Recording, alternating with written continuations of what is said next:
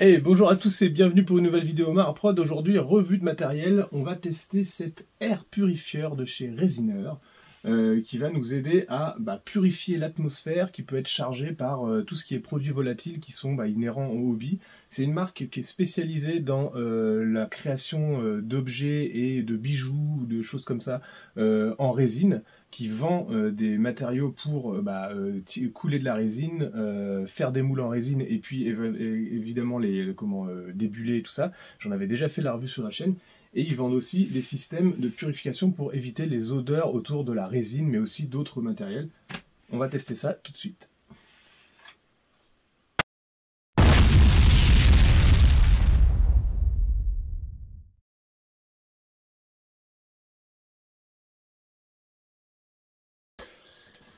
Hop.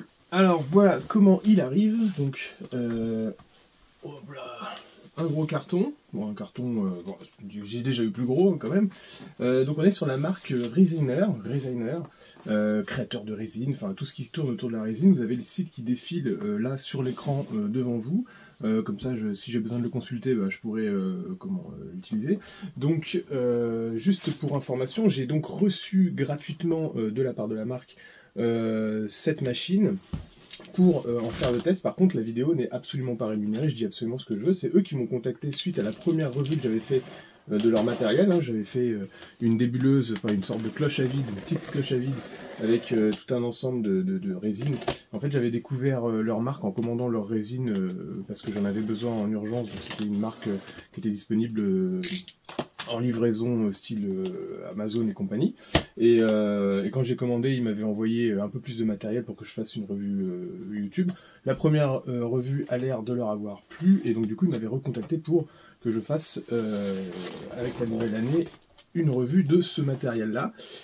J'avoue qu'au début j'étais un peu sceptique parce que ce genre de purificateur d'air, ça fait un petit peu home décor, design d'intérieur là. Ça fait quand même très gadget.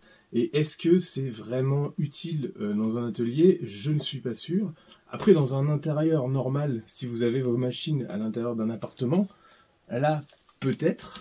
Mais dans ce cas-là, si vous avez installé votre machine dans les espaces de vie, c'est pas une bonne solution non plus, si vous voyez ce que je veux dire. Donc je vais tester, alors déjà j'ouvre devant vous le paquet pour voir un petit peu à quoi ça ressemble, mais évidemment il faut que je teste le matériel avant. Moi, mon atelier n'est pas équipé, n'est pas utile pour ce genre de matériel, ça ne sert à rien que j'installe ça dans mon atelier. J'ai un atelier qui est vraiment très grand, qui est ouvert, aéré.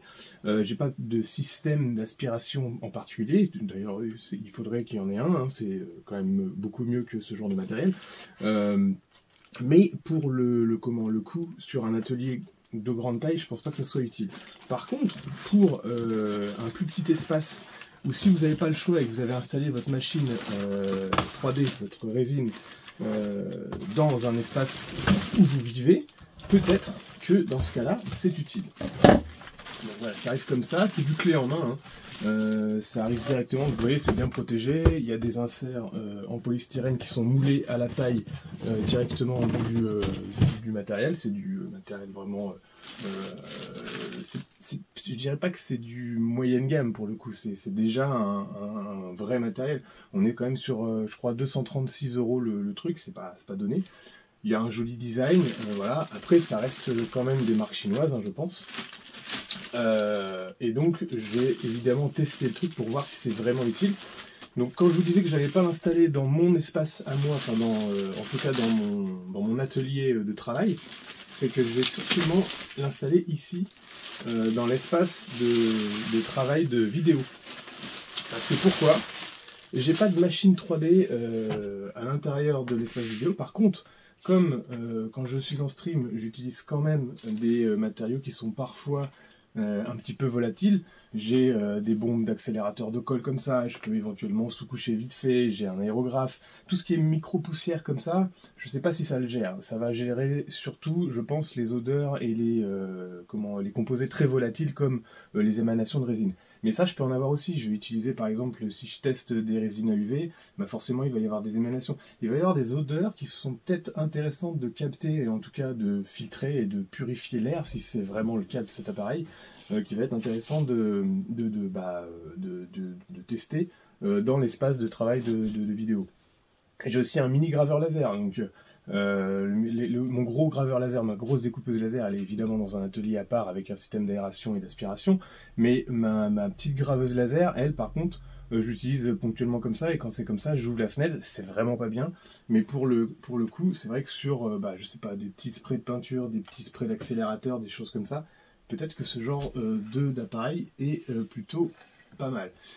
Je vais le tester et je vous redis. Alors, il arrive comme ça, il y a des petites protections. Là, on voit The TVOC Sensor Detect Alcohol Gaz. Tout ce qui est alcool aussi, c'est vrai que des fois je nettoie mes impressions 3D, je peux les nettoyer devant l'écran par exemple. Parce que je regarde un film, donc je vais m'amuser avec mes petits bacs à nettoyer les impressions 3D ici. Quand je fais ce genre de grosses pièces là, je suis en ce moment en train de monter un Titan Warlord, forcément je vais poncer des petites choses, je vais utiliser des solvants pour nettoyer.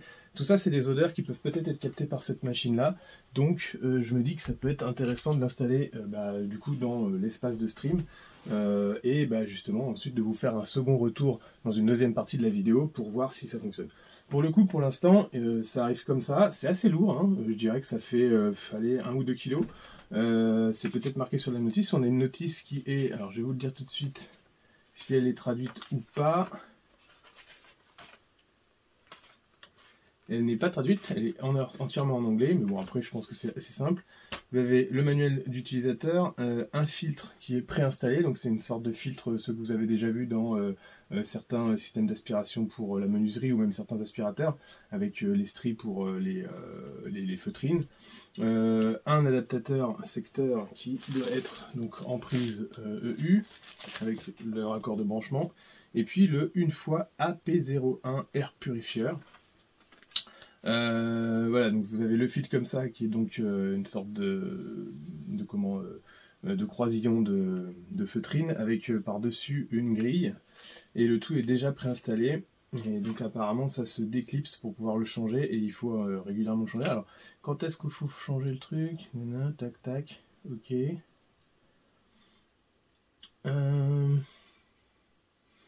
Apparemment il va y avoir des couleurs, vert quand c'est bon, jaune quand c'est mauvais, rouge quand c'est très très mauvais. On va voir ce que ça indique. Ça indique aussi l'humidité de l'air, l'état du filtre. Et puis, alors quand est-ce qu'il faut qu'on change le filtre? Bon, si j'arrive pas à le trouver maintenant, je vous le dirai quand j'aurai testé, pour qu'on puisse avoir le test plus complet. Mais voilà. Donc après, ici il y a des indicateurs mais qui ne sont pas des boutons, et je pense qu'ici c'est tactile. Je vais essayer de vous le défaire quand même. Voilà, comme ça, tac. Tourner dans le sens des aiguilles d'une montre. Donc tout le poids repose en haut, hein. Il y a l'air d'avoir le système d'aspiration ici avec tous le truc électrique. Ici c'est juste un socle basique en plastique, vraiment très creux là, avec rien qui tourne, hein, je pense pas. Et le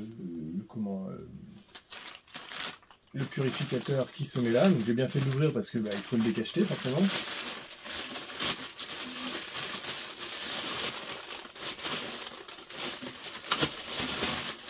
Alors, il me semble que vous avez différents packs qui sont disponibles sur le site. Je vous remettrai de toute façon les liens en description pour ceux qui peuvent être intéressés par ce type d'appareil. Donc là vous avez le filtre et puis la petite grille que je vous disais.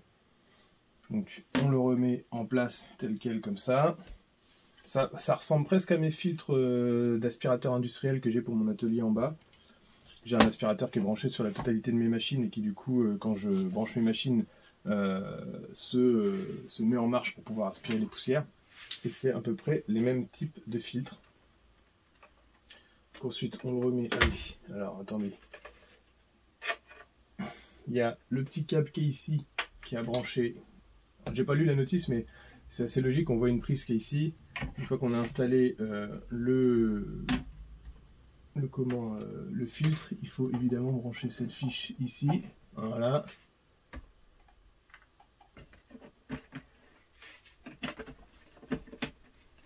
J'essaie de retrouver le sens d'emboîtement.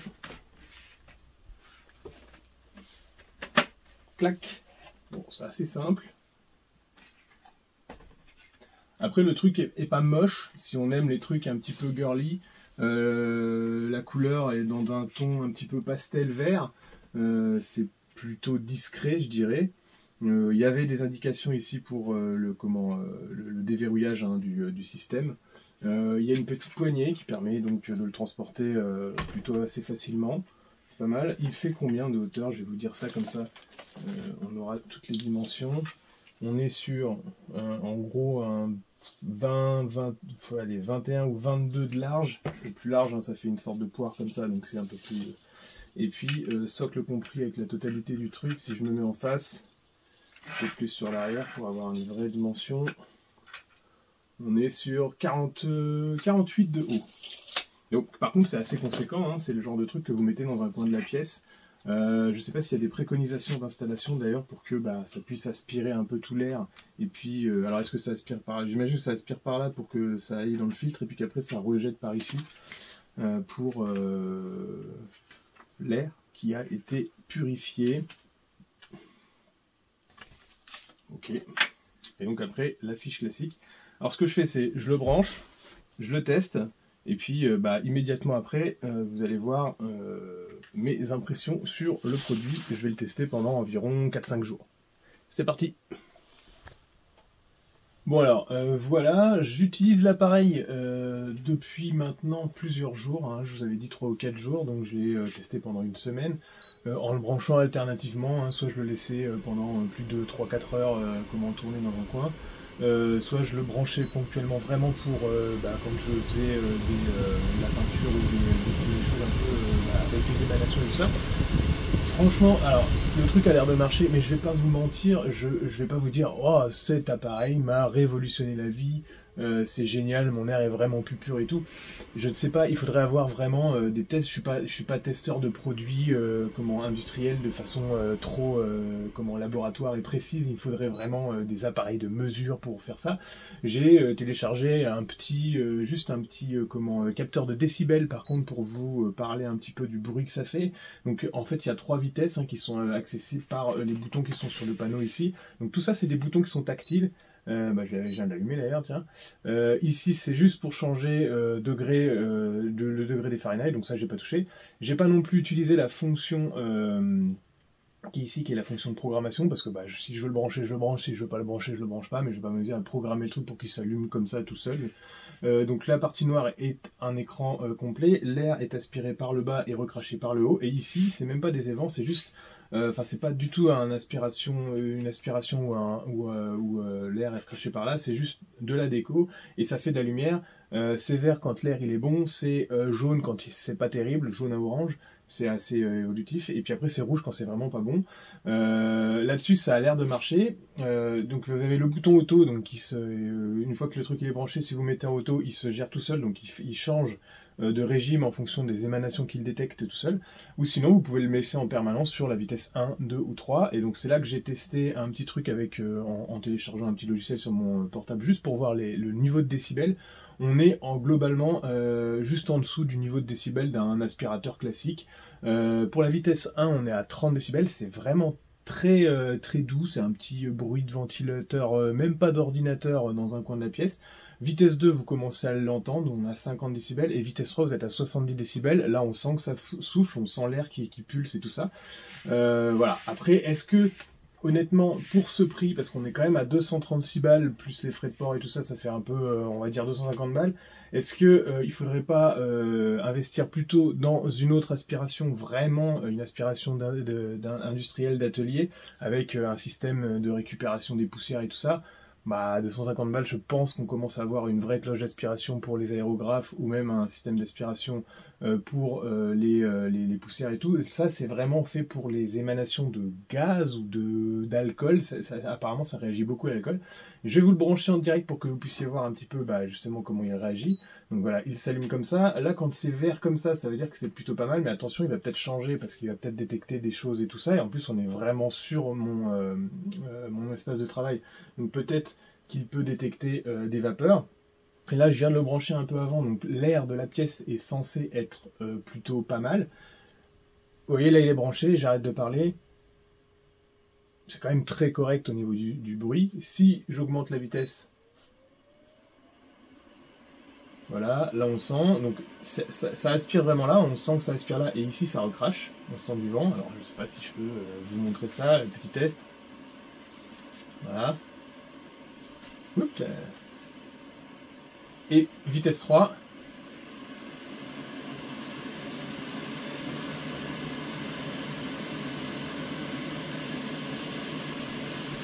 Ah. Bon, même en vitesse 3, dans un atelier qui est assez grand, ça va. Attention, c'est capé quand même pour une pièce de maximum 15 mètres carrés, ce qui est le cas ici de l'atelier, enfin du poste de stream en tout cas.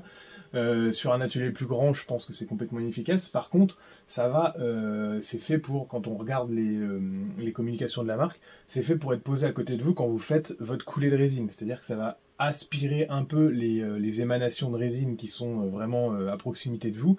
Donc vous pourriez très bien le poser sur votre plan de travail et le laisser travailler. Vous allez voir que ça réagit quand même classiquement. Donc ça, c'est un spray qui est pas bon, hein. Il y a marqué dessus, attention pour l'environnement, tout ça, tout ça. Quand vous utilisez, donc c'est un spray d'accélérateur de superglue. Ça va pas être des émanations de résine, mais c'est plus ou moins les mêmes produits industriels, hein. Il faut pas se leurrer, donc faut pas respirer ça, faut l'utiliser avec un masque, hein, quand vous l'utilisez. Là, juste pour les besoins de la vidéo, je vais faire un petit spray, puis vous allez voir.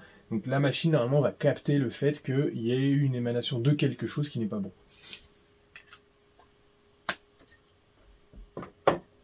C'est pas instantané, il faut le temps qu'elle le détecte.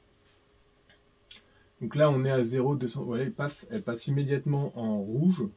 Et elle est à au maximum, c'est-à-dire 9,999 mg de trucs pas bons par mètre cube d'air. Là, elle va commencer à pulser pour essayer d'assainir la pièce. Donc là, elle reste à 9. Hein. Si j'augmente un petit peu, elle va commencer à filtrer finalement ce qu'elle a capté. Ça se met dans le filtre qui ressemble, comme je vous ai dit, à un filtre d'aspirateur. Là, c'est toujours pas descendu. Je vais mettre en niveau 3. Si, ça commence à descendre. 9,6, 9,2, 8,8. Vous avez les taux sur la notice, hein, pour savoir quand c'est pas bon, quand c'est moyen et quand c'est bon. Là, elle est descendue à 7,3 déjà. 7, 6, 5,8, 5,4. Ça descend assez bien, alors ça descend assez vite. Est-ce que c'est efficace par rapport à un système d'aspiration vraiment industriel et plus conséquent? Là, ça fait plus un petit peu appareil d'intérieur, c'est sûr. C'est très joli, ça se pose là, c'est descendu à 3,4, 3. Et normalement, passer un certain seuil, donc je crois que le seuil jaune est en dessous de 2 ou quelque chose comme ça. Ça va passer en orange. Là, c'est un peu de mal, mais forcément, sur le plan de travail, il y a plein de produits que j'utilise et qui sont pas bons. Ça peut me permettre aussi, peut-être, de prendre en considération que ce que j'utilise, c'est pas très bon et qu'il faudrait que je mette un masque plus souvent. Donc ne faites pas comme moi et protégez-vous. Là, c'est descendu à 1,6, 1,5. Si je mets en 3...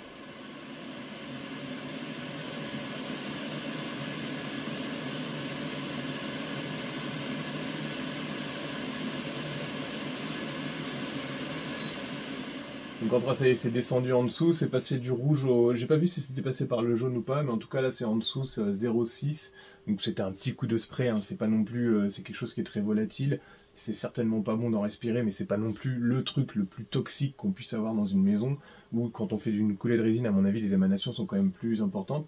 Et là on est redescendu à 0,054 de milligrammes de trucs pas bons par mètre cube, sachant que ça donne aussi l'humidité, hein. Donc on est à 49% d'humidité ici et on a une température intérieure de 20 degrés. Voilà.